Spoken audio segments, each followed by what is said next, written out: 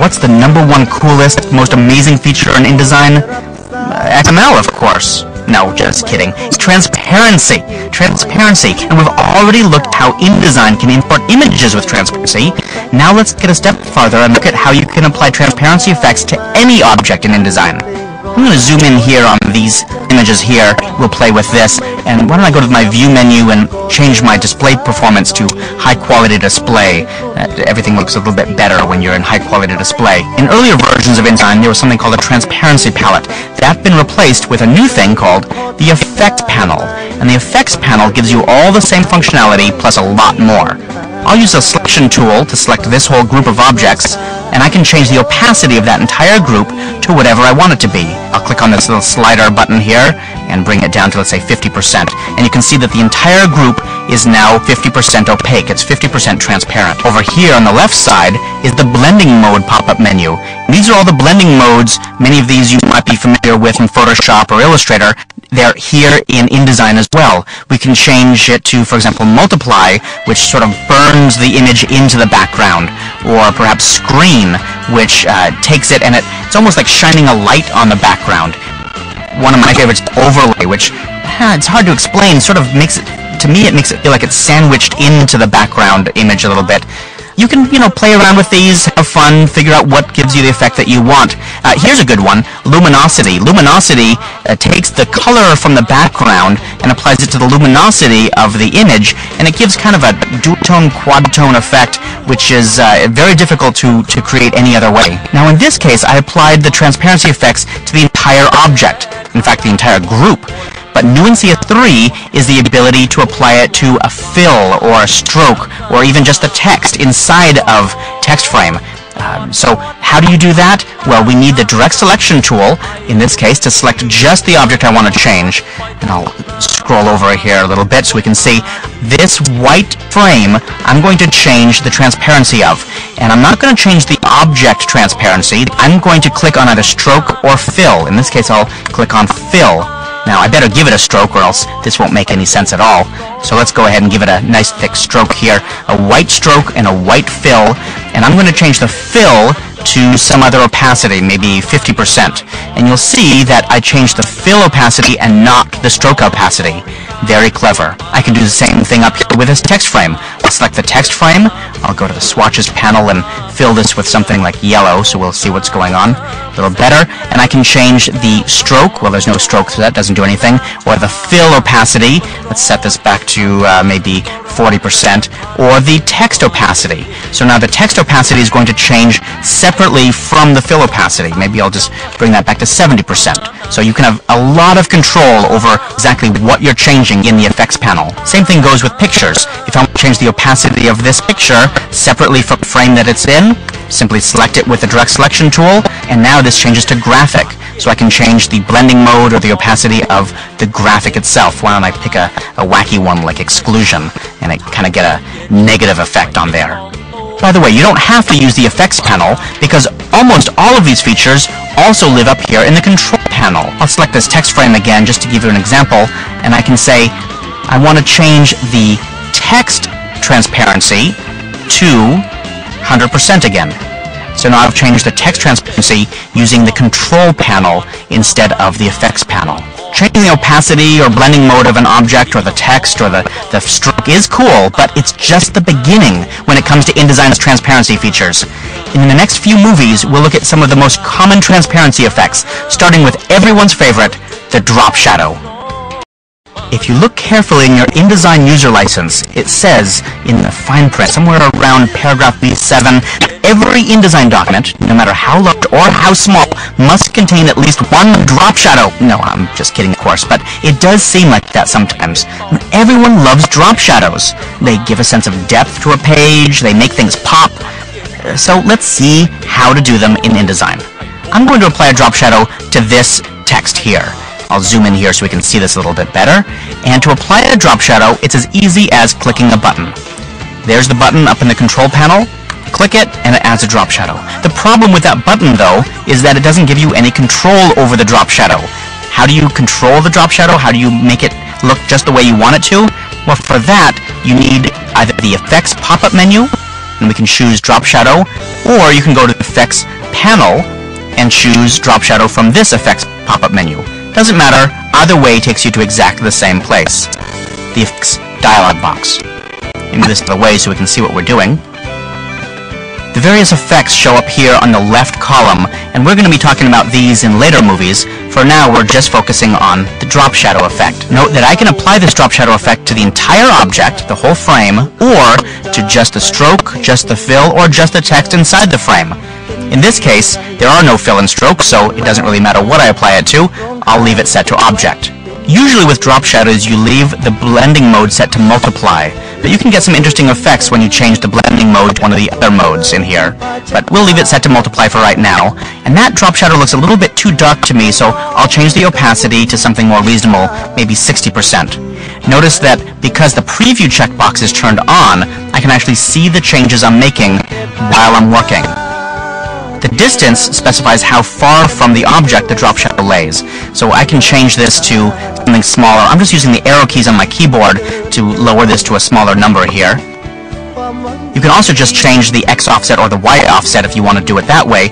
It's totally up to you. For example, I'll up the X offset to 5 points. That moves it a little bit further to the right. The angle is interesting.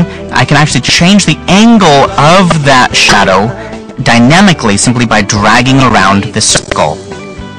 The size value is sort of like the amount of Gaussian blur you want to apply to that shadow if you're familiar with Gaussian blur in Photoshop. If I make this smaller, it's a very sharp shadow. If I make it larger, it's a very diffuse shadow. Completely up to you. Make it a little bit smaller. Now, I always encourage people to add a little bit of noise. I'm talking maybe just 3 or 4%. That kind of breaks up the shadow a little bit, makes it a little bit less mathematically pure. Those are the options that you'll find yourself using most of the time. For now, I'll leave it set to this. I'll click OK. I'll look at it, and I said, that looks pretty good. It's a little bit pixelated, a little rough on our page here. So I'm going to go to the View menu and switch the display performance to high quality display. That usually makes it look a lot better on screen. It doesn't change how it's going to print, but it looks much better on screen. Now once you get the drop shadow looking just the way you want it, you can apply it to other objects as well. One way to do that is with object styles, which we'll be talking about in a later chapter, but let me show you another way. I'll go back to Fit in Window and move over to this object over here. Now this object has the shadow applied to it, and that's selected, and you can see the little effects icon in the effects panel. And that effects icon can be dragged to other objects as well. For example, I can click on that and drag it over on top of this image. Now the effect is applied to that image, because drop shadows can be applied to text, or objects, or images. Doesn't matter if it's vector or bitmapped images, it can apply the drop shadow to them. So that little drag and drop icon thing is very, very handy when you're trying to lay out a page. Now, drop shadows are cool, but there's no doubt that they can be overused and end up making your whole document look really hackneyed. So proceed with caution, use with care. One of the side effects of creating layouts on a computer is that everything is clean and the edges are sharp. Now, if that's the look you're going for, then great. But if you're trying to create a soft, gentle look, then you might consider using the feathering transparency effects, which blur the edges of objects. I'm going to go back to the first page of this document by pressing Option-Shift Page Up or Alt-Shift Page Up on Windows, and I'm going to zoom in on this object up in the upper left corner of the page. Move it a little bit over to the left so we can see it better, and I'm going to open the feather options. I'll click to select it, and from the Effects menu, I'll choose Basic Feathering. Now, there's 3 different feathering options we're going to be looking at: Basic Feather, Directional Feather, and Gradient Feather, but we'll start with Basic. Basic Feather is what we had in CS2 in earlier versions. It blurs the edge of all 4 edges of your shape. It's almost like applying a Gaussian blur to your shape if you're familiar with Gaussian blurs in Photoshop. You can change how much it feathers by changing the feather width. I'll click in here and use my arrow keys to make it larger, or shift arrow keys to make it larger in larger increments. So 1 pica, 2 pica, you can see that it really has blurred that object back. I always like adding a little bit of noise, maybe just 3 or 4%, just like drop shadows. Add a little bit of noise to make it a little bit more natural. And you can also change the corners. Right now it's set to diffuse, but if I change this to rounded, you see that the corners of this shape take on a little bit more definition, and if I change it to sharp, they take on a lot more definition. The choke value in this case I don't think it'll help at all, but the choke view lets you control how intense the feather is. Either on this side it's really diffuse, over here it's very, very sharp. In this case I'm going to leave it set to diffuse. The basic feather feature is great, but in this case it's not going to work for us because while it is feathering these sides appropriately, we don't want the top to be feathered. We want this to bleed off the top. So I'm going to turn off basic feather and turn on directional feather instead. Directional feather is new in cs3, and as you can see, it lets you control the width of the top, bottom, left, and right separately. You have to turn off this little link icon in order to change them separately. When that's on, all four values change at the same time. But in this case, I'll go ahead and change my bottom and my left and my right to give those a little bit of a feather, but not the top. And of course I'll beef up the noise a little bit as well. So that's one way you can adjust this. Let me show you directional feather on another kind of object. I'm going to zoom back with the control minus on Windows, and I'll scroll over here, and I'm going to change the feathering of this object here. So I'll go to directional feather. It's going to get pretty wacky. Now this is a text frame that has some effects applied to it automatically, like drop shadow and bevel emboss, which we'll talk about in the next movie. But for right now, I'm going to turn off the drop shadow, and I'm going to simply select directional feather, and I'm going to feather the right side. I'll give it a nice big blur, and you can see that it actually blends out to transparency on its right side. But what's going on over here in the descender of the G? That too is being blended out. Why? Because the shape is set to leading edges. So the leading edge over here is obvious. It's whatever's on the rightmost side of this. But below the descender, this turns into the leading edge. If we don't want this to have a feather, then we'll change the leading edges to first edge only. And first edge only changes so that it's just the right edge here. There's a third option in the shape pop-up menu as well, which is all edges. And wow, that's a little bit too extreme. Let's bring that down to maybe just 8 points. And you can see now every edge is getting feathered, which is a really kind of interesting effect, especially because you can change the angle of that. So we're changing the angle of the feathering, so the right side is now down here a little bit, kind of at an angle. I'll bump up the noise. In fact, you can really bump it up a lot and get kind of a grunge, really weird grunge effect with the directional feather as well. Now for the last kind of feather, the gradient feather, I'm going to go back and select this object again. Let's bring this over here, and I'll apply the gradient feather to this object. The gradient feather effect gives you the most control over gradients. Here we can see we've applied a gradient that goes from fully opaque, that is no transparency, to full transparent, zero opacity. And you can see the effect over here because the preview checkbox is turned on in the dialog box.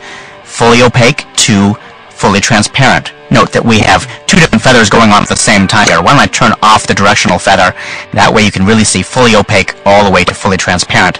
Now what's great about the gradient feather feature is that you can add your own gradient stops by clicking below this gradient. I'm going to click 3 times. 1, 2, 3, and now I have multiple gradient stops along this gradient. And that's pretty cool because I can create all kinds of amazing effects.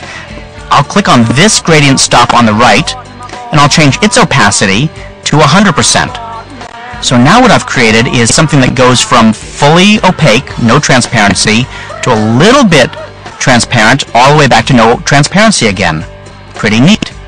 I'll select this stop in the middle here, and I'll make this fully transparent. And what I've created is an effect, kind of a split blend effect, where it goes opaque, transparent, opaque again.